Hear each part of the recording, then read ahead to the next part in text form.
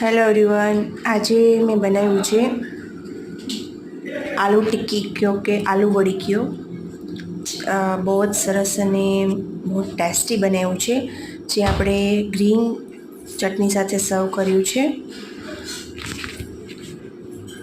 તો તેની રેસીપી માટે બાફેલા બટેટા મેં લીધા છે. અહીંયા બટેટામાં નમક, રેડ ચીલી પાવડર, અજમો, જીરું અને ગ્રીન ચીલી, કોથમરી વગેરે એડ કર્યું છે. ત્યારબાદ એની આવી રીતના ટિક્કી વાળી લીધી છે.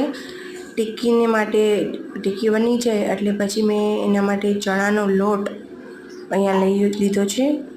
ચણાના લોટની અંદર અજમો, મીઠું અને પાણી એડ કરીને એનું બેટર તૈયાર કર્યું છે.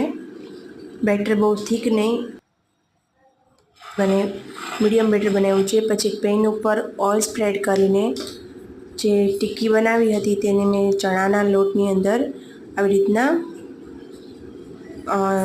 લગાવી અને પછી આલુ ટિક્કીને મેં પેન ઉપર આવી રીતે રોસ્ટ થવા મૂકી દીધી છે.